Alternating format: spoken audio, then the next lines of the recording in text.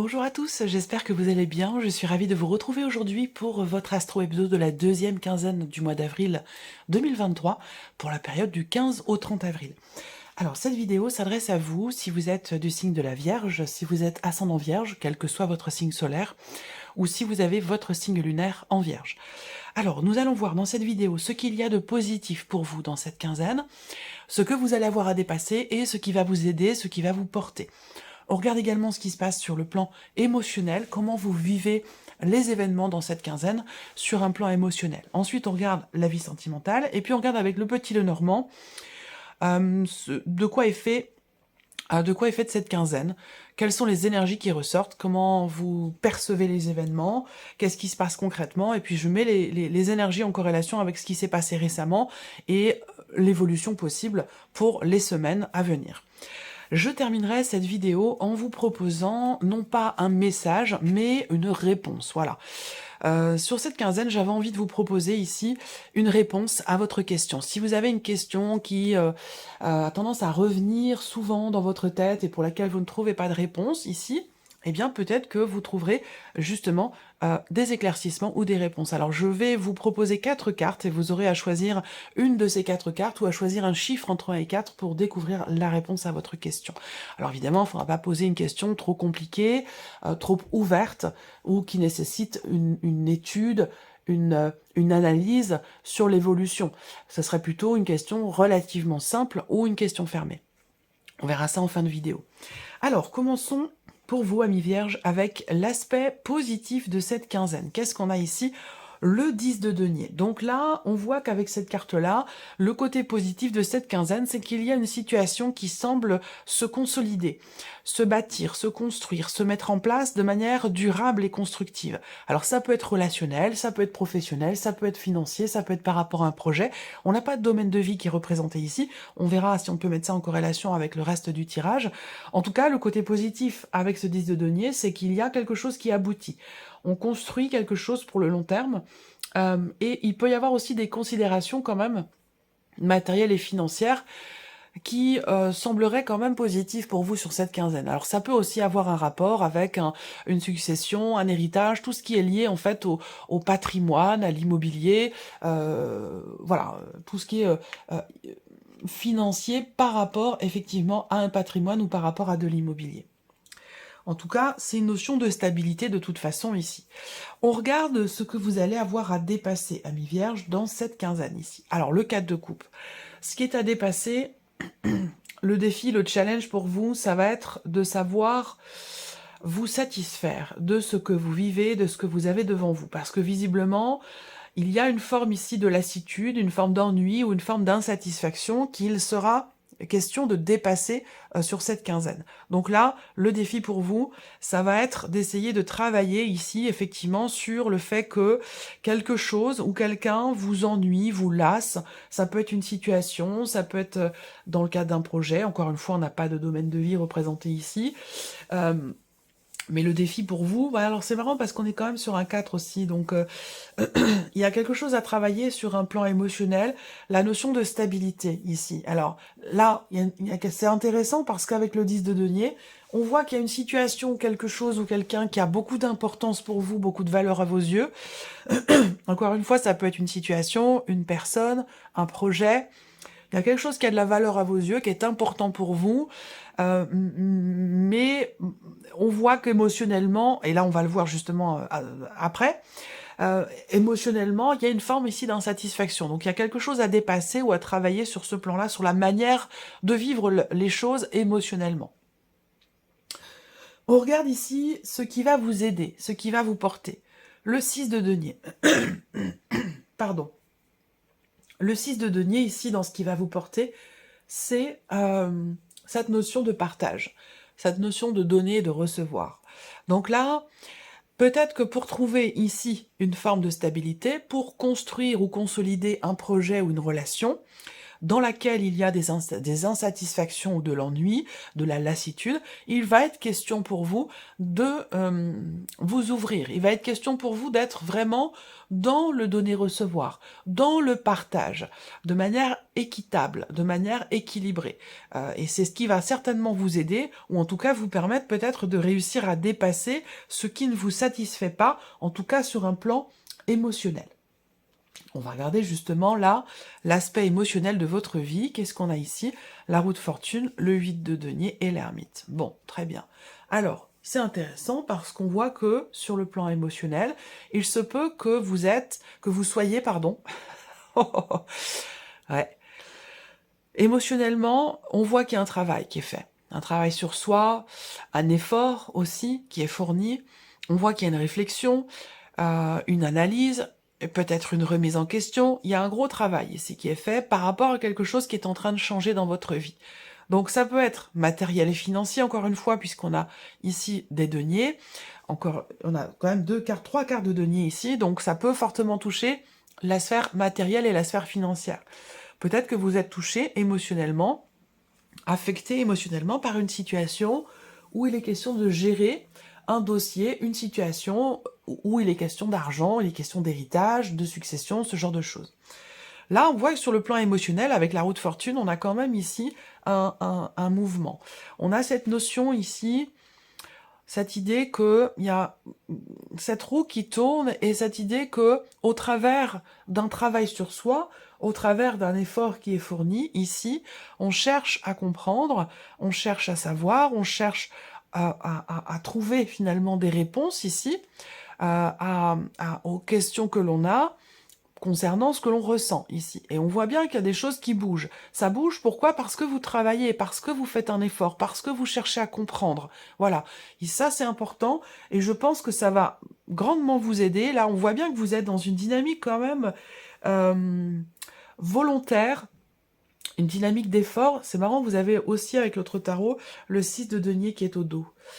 Beaucoup d'émotions. Je pense que là, vous allez comprendre. Il y a une belle évolution et c'est pour ça qu'on a la roue de fortune. Il y a quelque chose qui bouge, qui va vous permettre, je pense, alors ça peut être vous qui changez, hein, ça peut être un changement de point de vue, un changement dans la manière de percevoir, de vivre les choses émotionnellement. Avec l'autre tarot, j'ai quand même la reine de coupe qui est au dos, donc je pense que là, avec cette reine de coupe, il y a cette idée quand même de comprendre ce qui se passe émotionnellement. Il y a peut-être quelqu'un qui peut vous aider aussi. C'est possible, qui peut vous aider, vous écouter, vous tendre la main, être là pour vous, pour aussi participer ou vous accompagner dans ce travail personnel que vous faites pour que quelque chose change dans votre manière de ressentir les choses, puisqu'on voit qu'avec le 4 de coupe, vous n'êtes pas totalement satisfait, ou en tout cas, vous ressentez les choses avec une forme d'insatisfaction ou de lassitude. Et je pense que là, il y a un travail qui est en cours. Alors, soit c'est un choix, une volonté, soit c'est une nécessité. À vous de voir comment vous vous situez par rapport aux énergies que je vous présente là. Voilà. Donc, c'est intéressant. Alors, on va continuer. On va regarder maintenant avec le petit Lenormand ce qui ressort pour votre deuxième quinzaine ici d'avril. Alors... on voit que vous êtes beaucoup focalisé, pour certains d'entre vous, sur ce qui se passe au niveau du foyer, au niveau de la famille, ou concernant quelque chose effectivement de familial, ou concernant de l'argent, un patrimoine, un héritage, une succession. On voit que vous y pensez beaucoup. Il y a cette idée aussi là, dans la manière dont vous vivez les choses mentalement, quels sont les éléments auxquels vous pensez, auxquels vous réfléchissez. Ça va être ici une notion de mouvement par rapport à la famille, par rapport au foyer.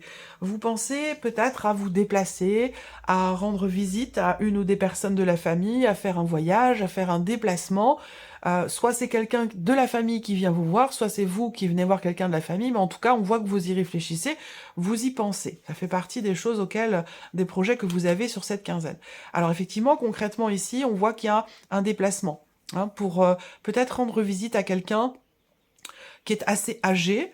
Ça peut être un parent, ça peut être un grand-parent. Ici, en tout cas, on voit qu'il y a un voyage, un déplacement pour aller voir quelqu'un qui est peut-être en difficulté. Ça peut être l'idée d'aider cette personne également, de l'accompagner dans ses déplacements, de l'emmener d'un point A à un point B. Voilà, il peut être question de cela. Ensuite, on voit que là, il a été question récemment de prendre une décision concernant un lieu de vie, concernant une dimension familiale par rapport à une maison, un appartement. Il a été question, et il en est certainement encore question aujourd'hui, de changements importants, voire même de déménagement. Il a été question peut-être de questionnement, d'hésitation, de doute, de décision à prendre aussi par rapport à une maison, un lieu de vie, concernant un changement. Peut-être que ça se situe dans le cadre également d'un patrimoine ici, d'un héritage, d'une succession, ou alors il s'agit d'une transaction immobilière ici. Là, on a quelque chose qui évolue, qui progresse, et ça peut être en rapport à un projet ou par rapport à la famille ou à un lieu de vie. En tout cas, on a un changement ici qui a été quand même très longuement attendu. Mais on voit bien que ce changement, il est difficile à mettre en place. Il y a une notion de lenteur dans la progression, de lenteur aussi dans la capacité à agir, à faire bouger les choses. Peut-être que la situation dépend d'un notaire, d'un avocat, d'un homme de loi, d'une personne assermentée. Là, il semblerait que vous receviez des nouvelles sur cette quinzaine, mais on voit bien qu'il y a quelque chose qui est compliqué. Il y a une lenteur dans une notion de mouvement. Alors, cette quinzaine, alors ça peut toucher différents domaines de vie, hein. À vous de voir de quelle manière ça résonne en vous, si ça résonne en vous et par rapport à quoi ça correspond.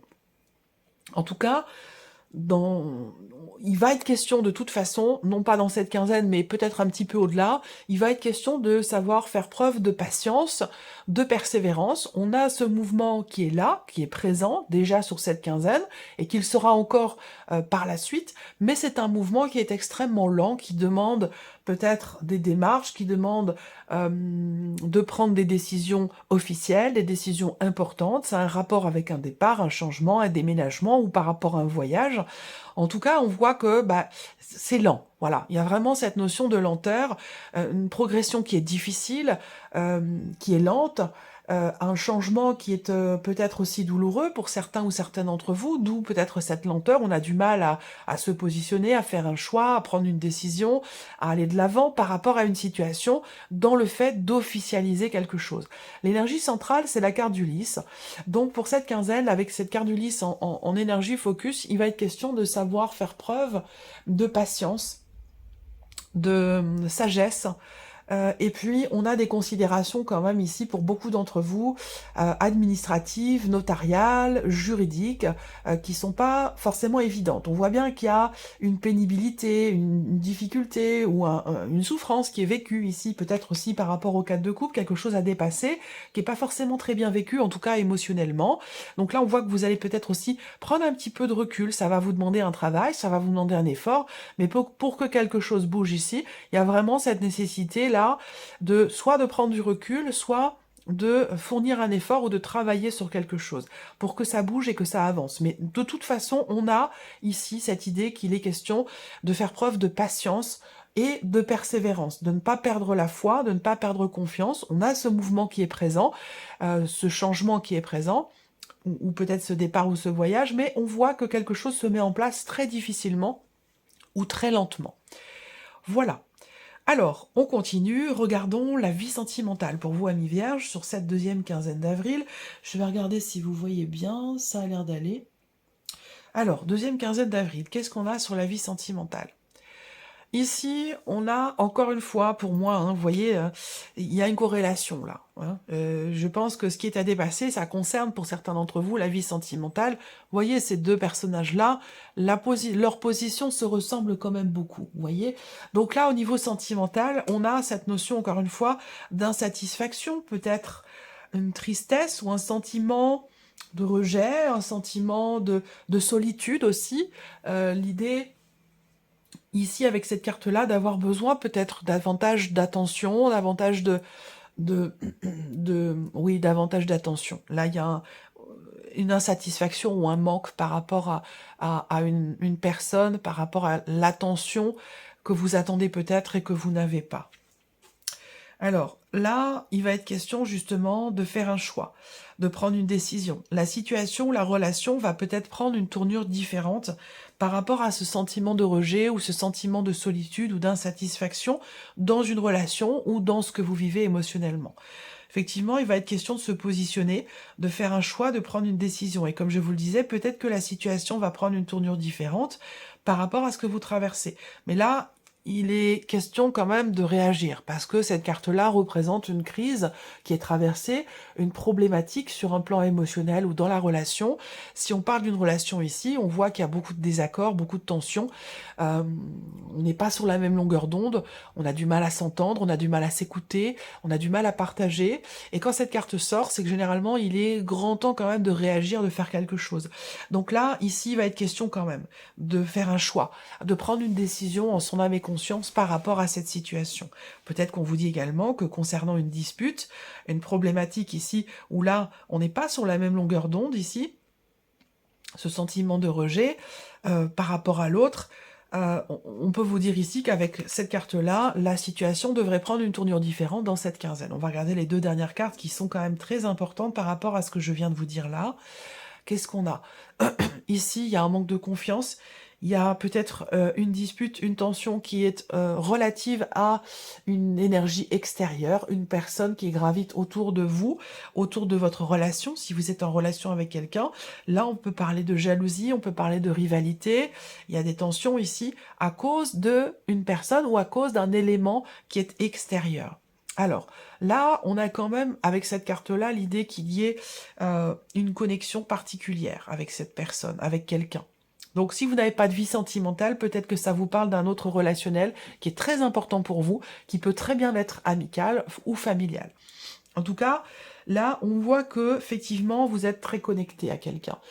Ce que vous vivez avec cette personne, je pense que c'est quelque chose que vous devez traverser, c'est nécessaire et pour vous et pour l'autre personne, parce que ces événements que vous traversez sont là pour vous faire peut-être réfléchir, pour vous faire grandir ou pour vous apprendre certaines notions. Il y a quelque chose ici à travailler dans cette relation par rapport à la notion de confiance, peut-être aussi en rapport à, je pense, une dépendance affective ici.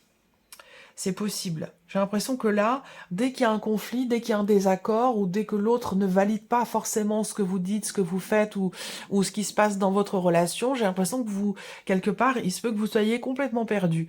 Donc il y a peut-être cette nécessité de vraiment de prendre du recul, et je pense que c'est un rapport aussi avec ce qu'on voit sur le plan émotionnel. D'essayer de prendre du recul sur le pourquoi du comment ici, par rapport à cette insatisfaction, ce sentiment de rejet ou d'inutilité, pourquoi vous ressentez ça ici. Je pense qu'avec l'ermite, sur le plan émotionnel, on voit qu'il y a quelque chose qui bouge en vous et que ce travail, il est là justement pour comprendre pourquoi il y a cette insatisfaction, pourquoi il y a ce sentiment de rejet. Donc peut-être effectivement que la situation, la relation ici, va prendre une tournure différente par rapport à ces points-là. Alors, on termine cette vidéo avec votre réponse ici. Donc vous pouvez prendre le temps, si ce n'est pas encore fait, de définir votre question. Vous pouvez faire pause sur la vidéo. Et puis donc je vais pendant ce temps-là laisser venir 4 cartes pour vous en réponse à vos questions. Alors, première réponse ici pour les vierges, s'il vous plaît.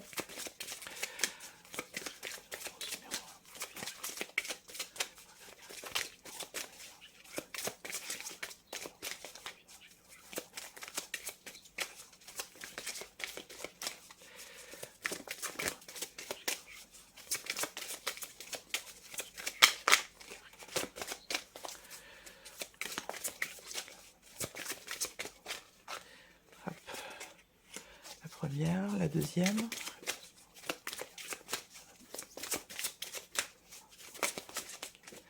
Celle-ci. La troisième.